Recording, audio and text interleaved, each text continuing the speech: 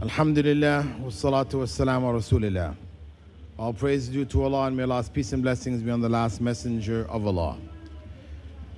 Now, we will continue to look at the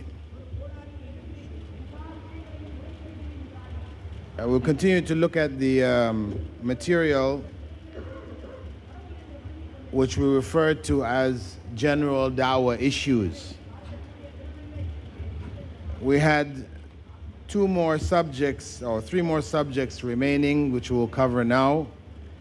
The first being the last of the women issues, that is that two women are equal to one man with regards to giving witness.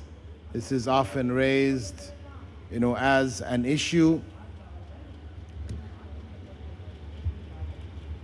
We should point out, yes, that in the Quran, in Surah Al-Baqarah, it does state there, get two of your men as witnesses, but if two men are not available, then get a man and two women agreeable to you as witnesses, so that if one of them makes a mistake, the other can remind her. Allah has explained why He has prescribed two female witnesses to replace one male, so that if one of them makes a mistake, the other can remind her. So this is taking into account the roles of males and females. Take into account the roles of males and females. That females, generally speaking, are responsible for the home, looking after the home, raising the children, preparing the food, cleaning, etc., things which are related to the home. And the males are responsible for working outside the home. They're the ones that are responsible to set up businesses, etc., etc. So, as a whole, men will be familiar with business dealings, monies which are owed and monies which are to be paid, calculations, etc. They're familiar with numbers and the things connected to numbers and business. So if they are to witness something, a business contract, then the likelihood of them remembering the details of the contract will be greater than a woman who is not normally involved in this. So it's just taking into account that norm. Now, in a world today, especially in the Western world, where women have now entered the work place, where they have become business women like businessmen and are involved in the similar things that men are involved in, this is, under that circumstance, then it might appear strange, or one may say, well, why isn't the woman just as capable to deal with numbers and things as the men? But we have to remember that that is an abnormal circumstance. That is not a norm. That is not the state of the world. That is the state of an element, a portion of the world. And that state came about because of historical reasons, because of World War I and World War II. In World War I and World War II, because huge numbers of men were sent to fight in Europe, women were required to go in to keep the factories running. This was an abnormal circumstance. Women were forced into that role. After World War I, most of them went back to their homes, but some stayed in the workplace. When World War II came, more went out into the workplace again. And after World War II, they were encouraged to stay in the workplace by the industrialists, because they were then used to lower the wages for the men. You see, this was now an economic ploy, right? On one hand, they were thinking, well, we're able now to earn some money and to do some things for ourselves and make our own decisions. So this idea was encouraged amongst them.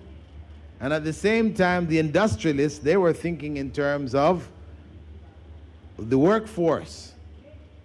Unemployment is important for maintaining price, work wages at a level which the industrialists can make their maximum profits. So if you only have a male workforce and enough jobs for the males, they, through their unions, can demand any wage. But now when you bring the women in, so you've doubled up your workforce. So if the men don't want to work, well, we can have the women working. So the man, you don't work, you're out of a job. Unemployment. And if you're faced with unemployment, you're more willing to make a deal and say, okay, I will take less. You see? So that was an economic move. This is not the norm. This is what took place, what evolved. So the situation of the Western woman who is out there in the workforce like men, this is an abnormality. And this is even in America, for example. It's not all the way across America. It's in the big cities, certain centers. If you go into the countryside, which is much of America, the women are in the homes and the men are out working. So this situation, as we said, is an abnormal situation. It is not the norm. So when we are going to look at this command in the Quran, we have to look at it in the context of the norm for human families. Right? So the purpose, as we said, was basically to help women who may forget, due to the fact that they're not dealing normally with the business affairs, remember whatever the deal was. Men were not required to do that because of the fact that they were experienced in that field. Now, there is something else concerning women too that they have noted, that women tend to be accommodating. They tend to be accommodating. Men tend to be more rigid in their positions. There was a show on television called Candid Camera. I'm sure you probably heard of it or whatever, Candid Camera. And they did an experiment, right? I mean, it was for the show. They had a person point to a building in the distance and ask people how high they thought this building was, right? They would ask women, say the building was 700 feet high. They would ask a woman, passerby who would come by, they would ask, how tall do you think this building is? She would look at it and she would say, maybe around 700, 800 feet. And he would say to her, are you sure? Isn't it closer to about 300 feet? And she would say, well, maybe it's around 5, Well, are you sure it's not closer to 200 to 300? She said, yeah, maybe 4. And after saying it, she would end up coming down to 300, agreeing with him, right? That women not wanting conflict, right? Preferring to accommodate what was, a more, you could say, acceptable opinion to the other person. That is the nature of women, to accommodate, right? When they ask the same thing with men, the man would say, I think it's about 800, for example. They say, are you sure it's not 5 or 4?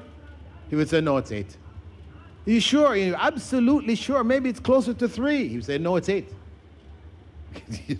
He would stick on his opinion. He wouldn't change it, They found they did this with a number of people, and it was just consistently the response. This was a consistent response. And that goes back again to the nature of the women.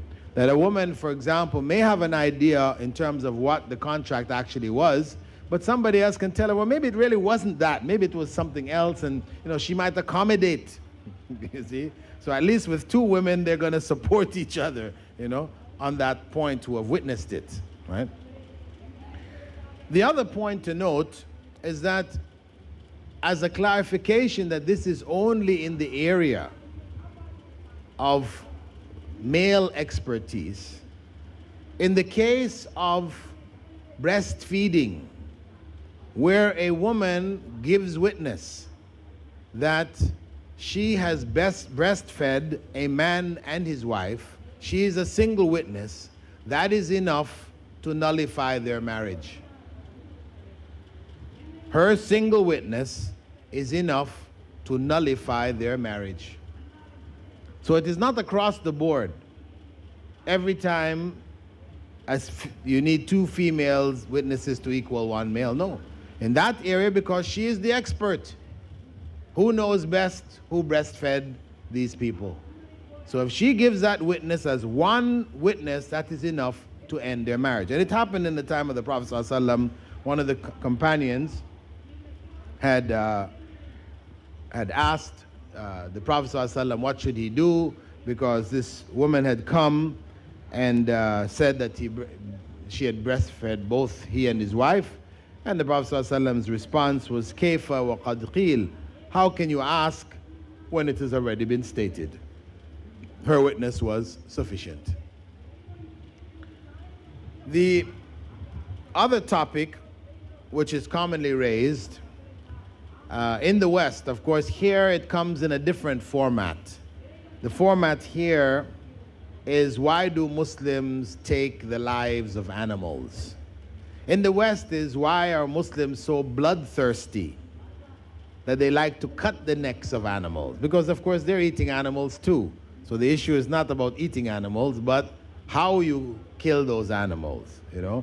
They see Muslims every time Eid al-Adha comes along, you know, gathering up all these sheep and goats and, you know, cutting their necks with these knives. They say, you know, what is this? Blood all over the place, you know. Like Muslims are like bloodthirsty kind of individuals, you know. This fits in with the image of the terrorist, you know, and of course those guys in Iraq are only feeding the same the same beliefs. They're cutting people's heads off and, you know, all these kinds of things. So they raise this issue that, you know, the way that we kill animals is so cruel and you know, and harsh. So in terms of their argument, one can point out that, in fact, Western methods, which are supposed to be more humane, right? They're supposed to be more humane. These methods are, in fact, far more painful, far more inhumane, because they, in most cases, they will either electrocute the animal or club the animal into unconsciousness. Right? This is their main two methods, electrocution and clubbing. Right? For smaller animals like chickens, they dip their feet in waters. They put them in conveyor belts with their feet hanging down. And then they dip them all in water. They electrocute the water. They're all zapped at the same time. And then they take them along and cut their heads off. Right? So they say they're unconscious when we're cutting off their heads. So they don't feel anything. But we say to them, you had to electrocute them to make them unconscious. Is electrocution a pleasant experience? No. It's a very painful experience. Anybody who has been electrocuted, you know, knows it is not something that you would wish for anybody. And even the people who are against the death penalty, they fight against the electric chair because they consider it to be cruel and unjust punishment. Similarly, what they do for the bigger animals is they have what they call stun guns, right? Guns which have a piston. Instead of a bullet coming out, there's a piston which comes out and it's spring-loaded, so it comes back inside of the gun, so you can use it repeatedly. But that piston comes out, it hits the animal on the side of the head, and the animal goes unconscious, and then they cut the head. But this is like somebody taking a cricket bat, right? You know, a cricket bat. It's good and heavy, good and strong. And somebody whacks you over the head with it, you go unconscious, okay, then they cut your neck. Well, is that really painless? No. Being hit in the head by a cricket bat is something very painful. Hard enough for you to become unconscious. So we say it is not a painless process at all. In fact, you inflict much more pain on the animals than we do. When we cut the animal's neck, it's cut with a sharp knife, so they can't even feel it. and the spinal cord is not cut.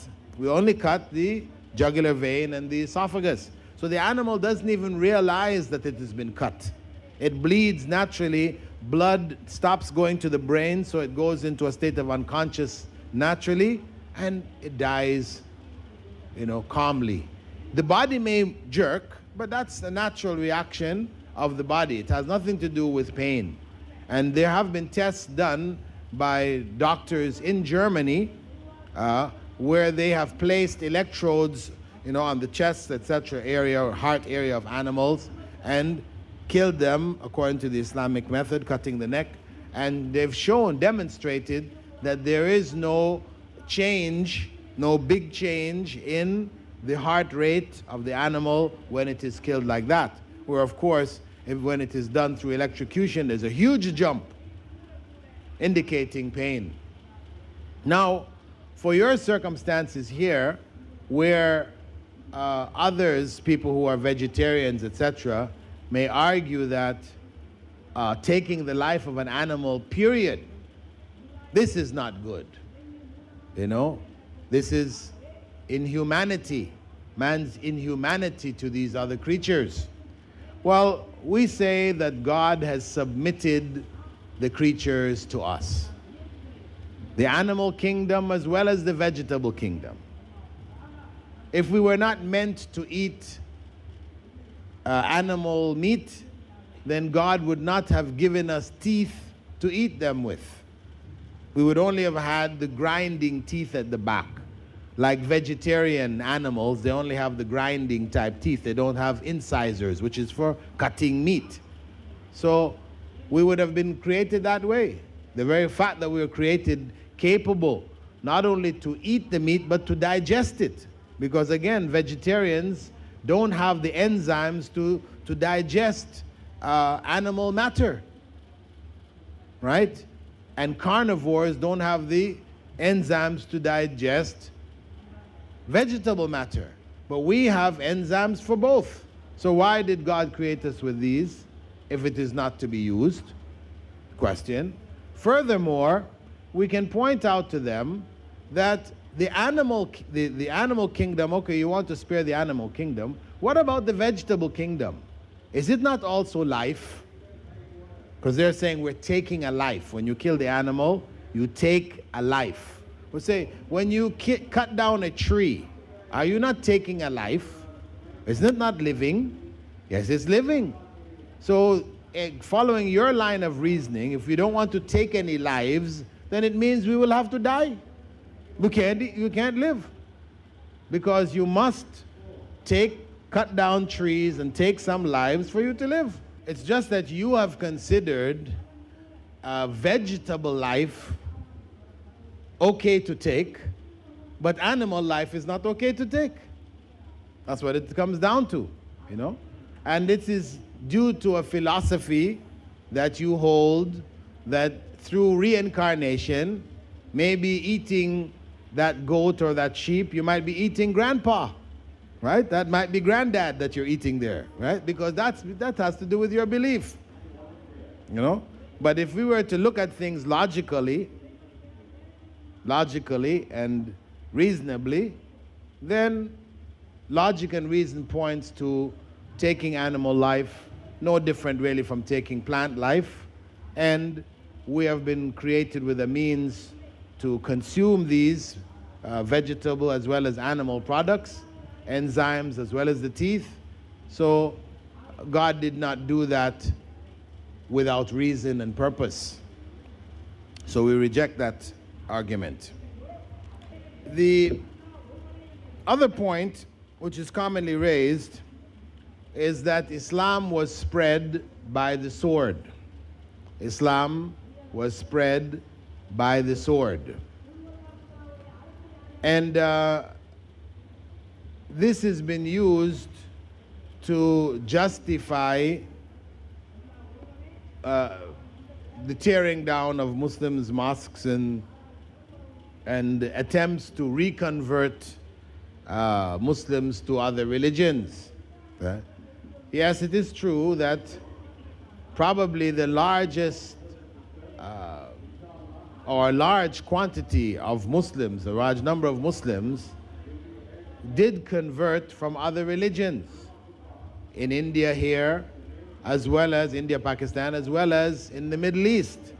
Most of those who became Muslims in Palestine, Jordan, Syria, Lebanon, Turkey, these were all Christian areas. Egypt also, North Africa, Algeria, Libya, Tunisia. These were all Christian areas, part of the Roman Empire. So they did convert. But the point is that history has not shown that they were forced to convert. History does not support that claim. The reality is that people became Muslims, chose to become Muslims over a period of time. Muslims ruled Spain for 700 years.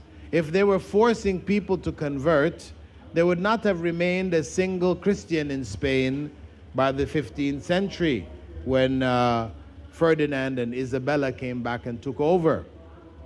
But factually speaking, there were many. In fact, the majority of the population remained Christian. They didn't force them to become Muslims.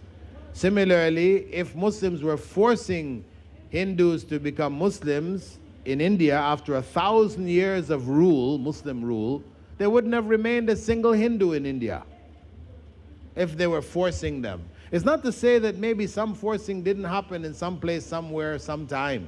You know, individual incidents may have happened. Yes, we can't deny. But as a norm, that's what we're looking at. Was that the norm? That's not true at all.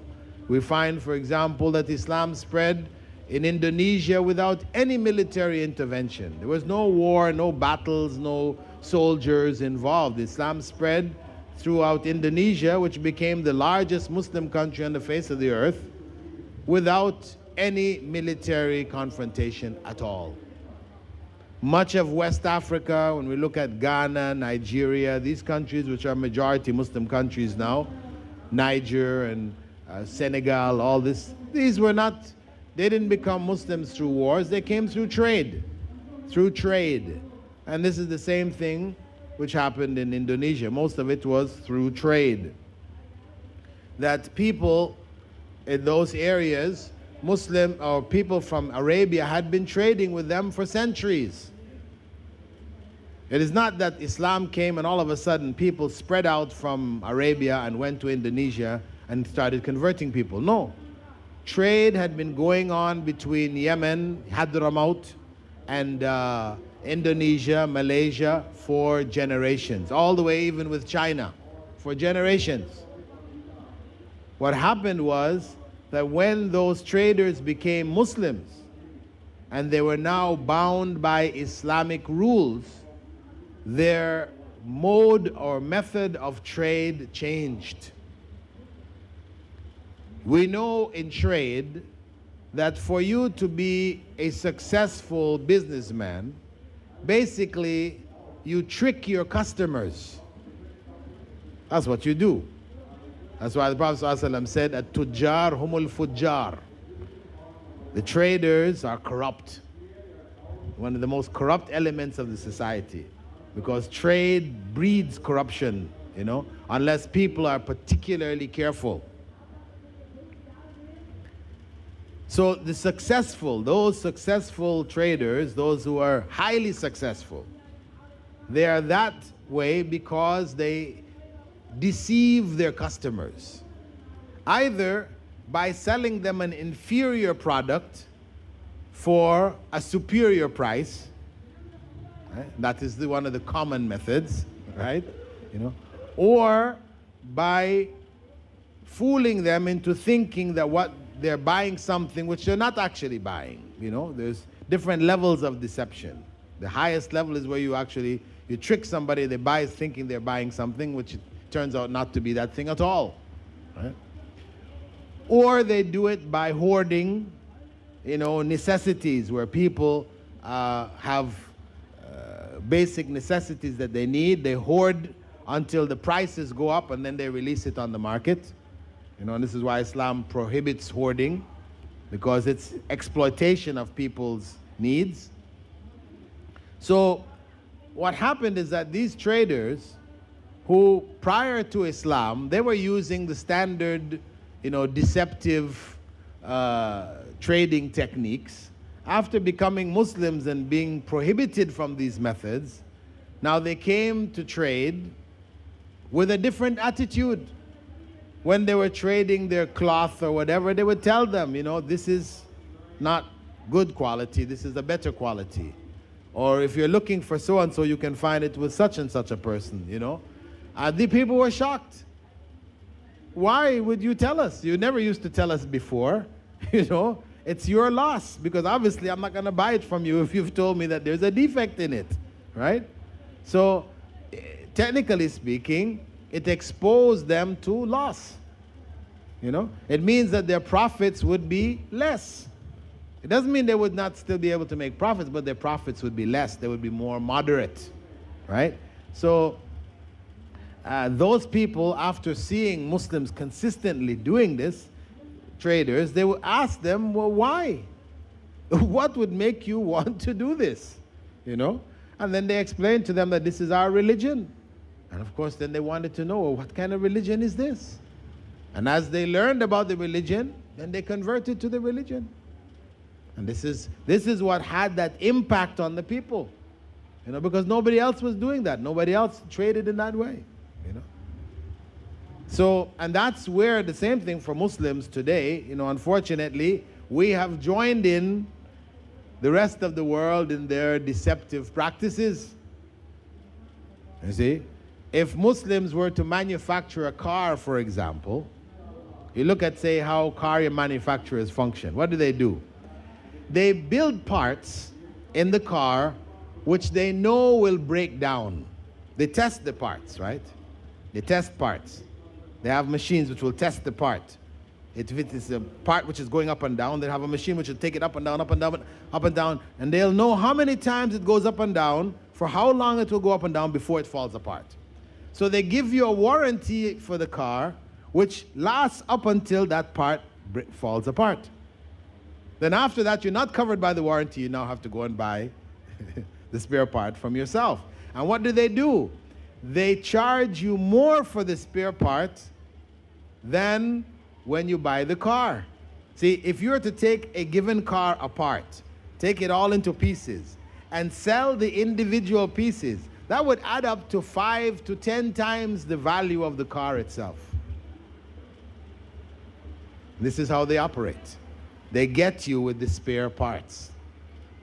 They put in parts which, if they wanted to, they could put that part which lasts 10 years, but they will deliberately make one out of plastic instead of out of metal, right?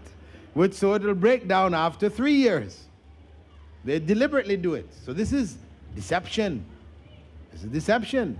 They're entrapment, So if you were a Muslim car maker, true Muslim car maker, you would not join in them with this. You would make a car which will last as long as possible based on putting in the best parts. And of course, people who are, you could say, accustomed to changing models every 2 or 3 years, buying new cars, they're not going to be attracted with your car because it's not going to change, right? You're not going to be trying to change it up, because this is part of the deception, isn't it? Changing models. So you would make a good, solid car which will do the job, which doesn't need to be replaced for 20 years, 25 years. You will not be able to make the profits of those who are building cars with what they call built-in obsolescence, which will break down every 3 years, so you have to buy a new car, So you will not be able to compete with them. But you can still sell a product which people who value a good, solid product, they will buy it. Who don't want to be changing cars every 3 years, every 2 years, So there is a market there. And that's how Muslims would make their mark. I'm just giving you an example of cars. It could be in all of the fields. Because of the fact that we are net consumers, we can't even think about that. We just consume. We can't compete with the world market. We could actually, but we choose not to. Because we have been enamored by, through the media, the Western lifestyle with all of the things that comes with it. So we can only be consumers and not producers.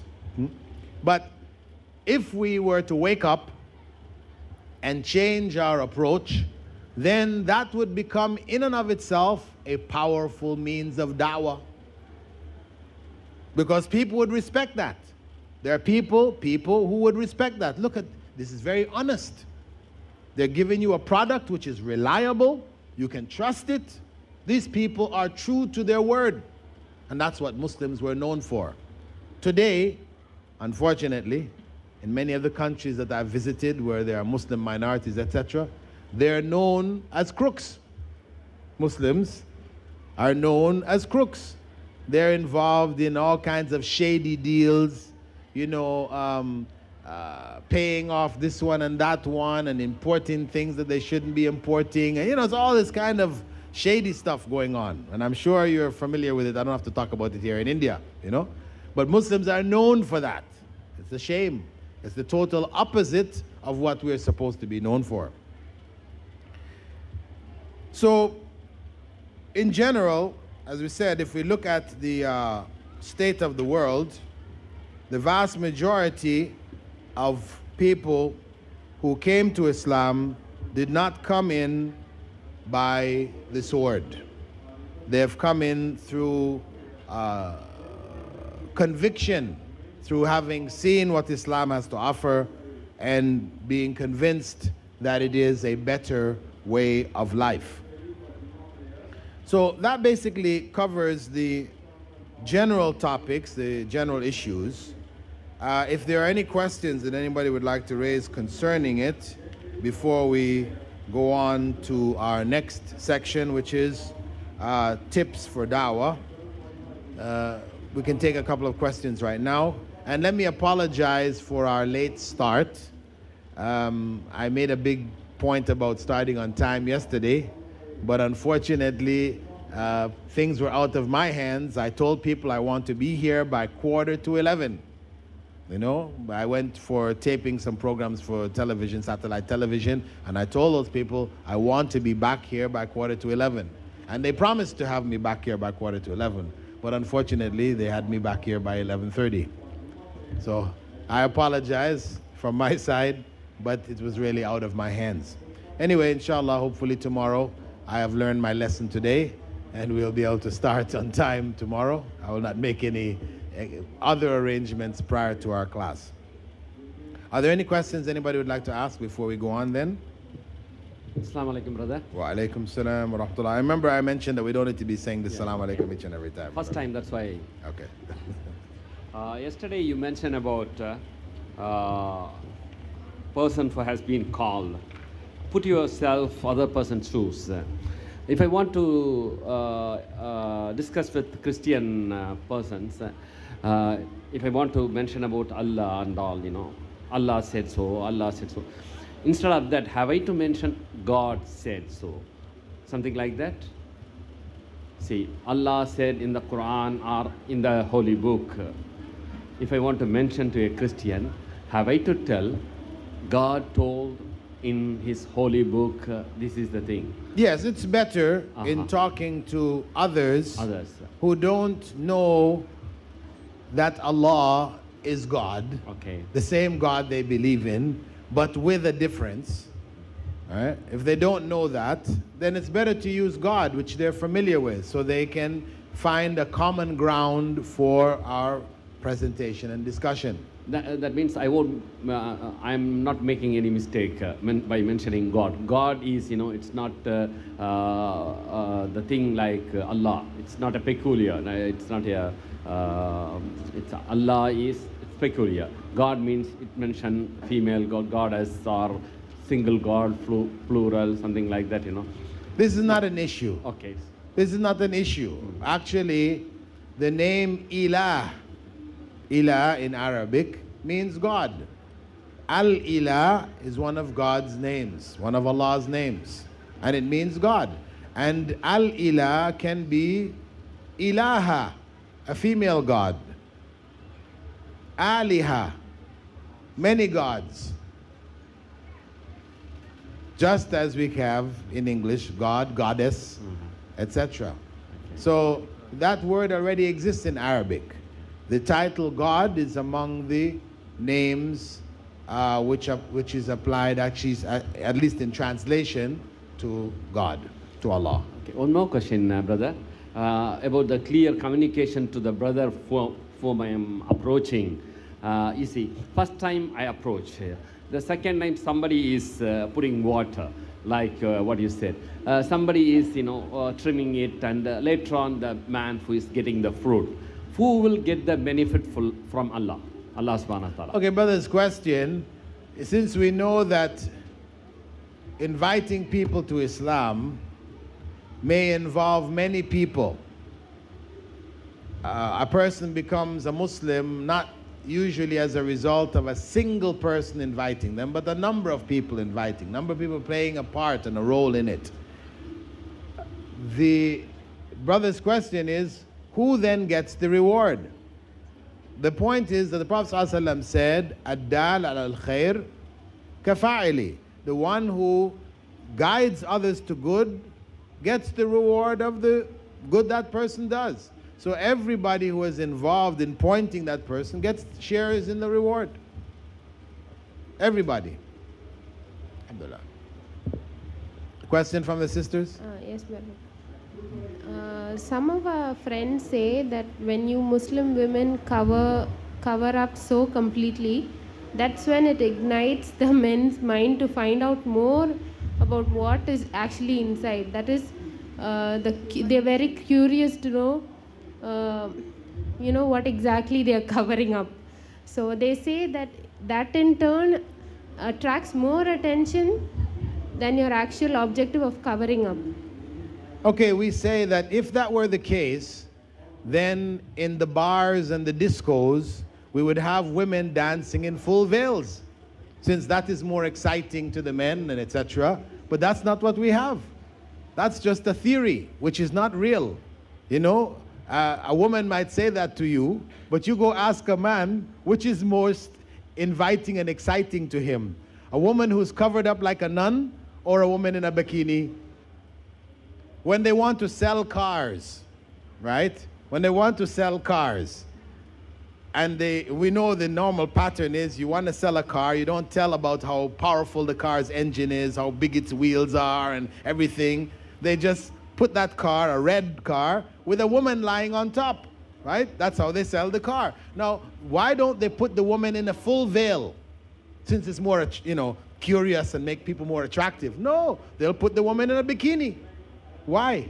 So, you see, that a woman might say that, but reality of any man, we do a survey of the men, non-Muslim or Muslim, they will unanimously tell you that a woman in a bikini is far more attractive to them, meaning which will incite their hormones and their desires, than a woman who is covered from head to toe.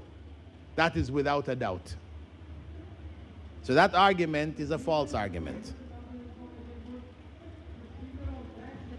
Brother, this is, regarding was Islam spread by sword. If you look at the history of Islam, when the Sahabas went to non-Muslim land, they wrote the letter, either pay the tax to the non-Muslim, that is jizya, or be ready for the jihad. Jizya, okay. Jizya or jihad. They wrote the letters to their kings. So does that mean that was Islam spread by sword? Brother's question concerning jizya or jihad, this is not evidence of Islam being spread by the sword, because the people had the option of paying jizya. So obviously it was not a one-way.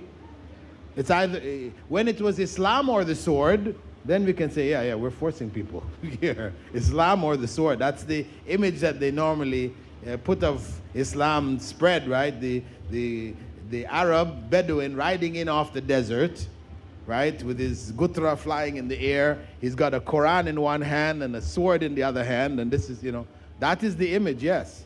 But if you're saying jizya or jihad, no, you're giving them an option. Pay the jizya, and we will not fight you. Right? So that is not evidence of compulsion in terms of religion. From the sisters.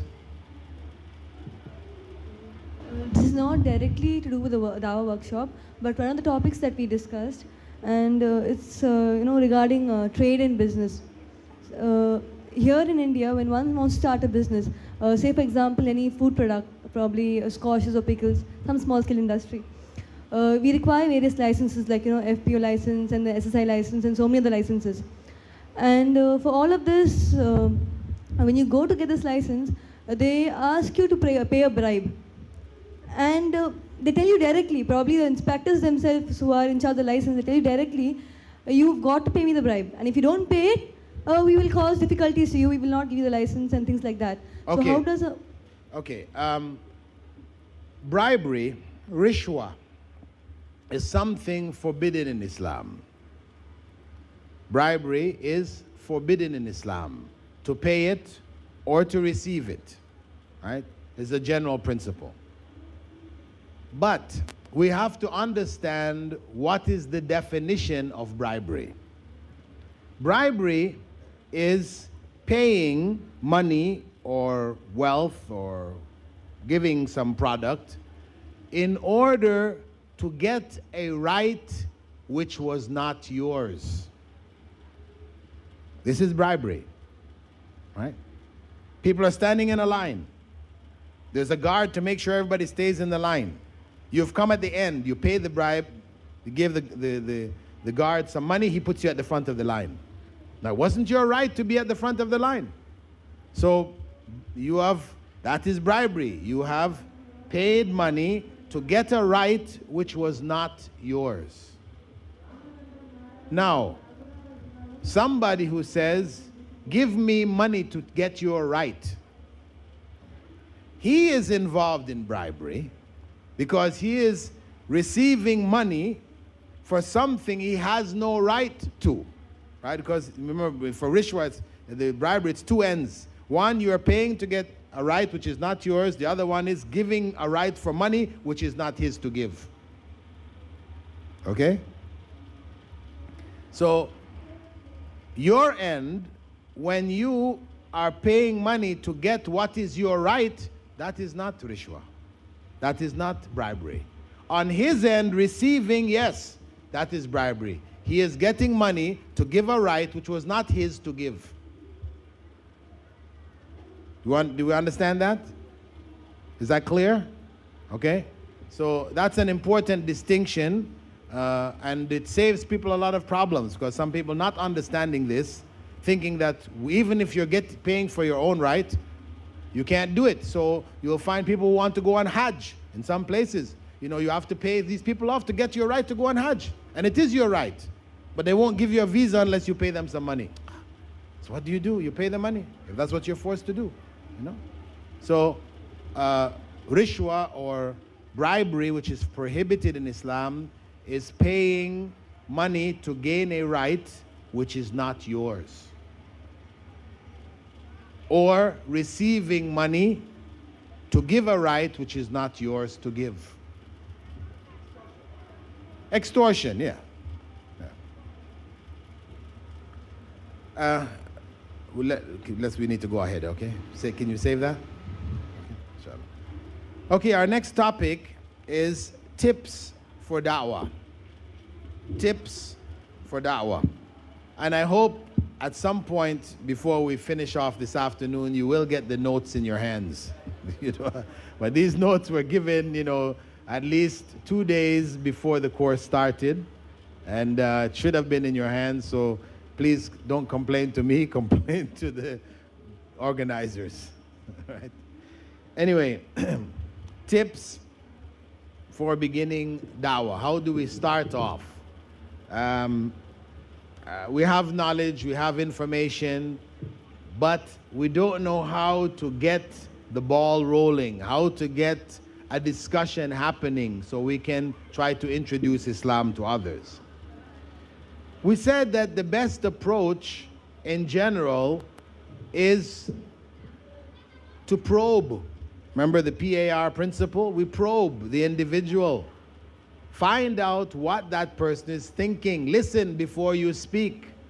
So if we apply the probe principle, the PAR principle, and the listen before you speak principle, it means find out from them what they know or think about Islam. Let them tell you, rather than you feeling, I have to now go tell them about Islam, okay? Okay, you've been in contact with Muslims for so many years, you've been around Muslims, etc., etc. You know, what's your impression of Islam? What do you think about Muslims, the religion of Islam? So you ask them to share with you their views, and people will be more willing to do that. Again, if it's on a one-on-one basis, we try to get them one-on-one, right? Where they don't, because you've built a friendship. Remember, we also try to build some links first. Because if you meet a person for the first time, for you to ask them, what do you know about Islam? What do you think? You know, you have not built a relationship for them to feel comfortable to express it to you, right? So it is somebody who you've already built a relationship with. There's a friendship. So they feel in private, they could express to you their views. Because in public, maybe they will say things they're afraid others will hear it and not like it, and it will create problems. So you have built that relationship, you will find, inshallah, that they would be willing to share their views. And then, of course, they would have naturally a lot of misconceptions. So then you just let them say what they have to say first. Don't cut them off again, because again, sometimes we're too keen to get the message across. So the person tells us one thing, we're cutting them off. No, it's not that. It's not that. You know, next thing, no, it's not that. No, let them say what they have to say. Just try to remember what they're saying, all the points. And after they've felt free to talk and, you know, encourage them to speak more, then when they're finished, then you come back and start to see, well, you know, actually, what you were thinking about this is not really quite what it is, you know. It's not, it's like, for example, I was traveling to the UK from Canada, and this Hindu was sitting next to me on the plane. He had been born in the UK, grew up in the UK, and he had Muslim friends and that. But he said to me, because we just got talking, you know, and he realized that I was Canadian, a convert, a Muslim. You could see I was Muslim, whatever, but I was coming from a Western background, so it meant that I would not be so rigid, right? He felt, you know, he said, could I ask you a question? I said, no problem. He said, you know, I've been wanting to ask this question, you know, all the time when I was growing up, but I was too shy to ask my Muslim friends, right? So I said, no problem, you can ask any question. He said, yeah, I feel, you know, you're more open and like this, you know. I said, yeah. So go ahead, what is it? So he said, you know, my mother used to tell me when I was growing up that inside of the Kaaba of Muslims, right, that you keep Shiva Lingam. You've got Shiva Lingam inside there, and actually that's what the Muslims are worshipping. You know, I just started laughing. I couldn't stop laughing, right? You know, he was laughing along with me too, right? No problem. Then I went on to explain to him that, no, this is not the case. We don't have Shiva Lingam in the Kaaba. It's not true, right? But he was too shy to ask any other Muslim, you know, who was born a Muslim, because he felt that might have been offensive to them, so he wouldn't ask. But me, he felt comfortable with, because I was of a Western background, you know. So I'm saying that making a person feel comfortable to express their views is very, very important. You know, if you want to be able to generate some kind of discussion so you can clarify and explain to people, you know, really what Islam teaches, what its practices and beliefs are and they mean. Okay? So that first method we say is basically applying our listen before you speak, PAR principle, you know, find out what the person actually is thinking. Don't assume, you know, and you're stuck, you don't know how to start. Let them tell you what they think, what they've heard, you know, what they've read about, you know, what they've seen. Of course, there's going to be a lot of distortion, we said, and you have to be prepared to hear anything, right?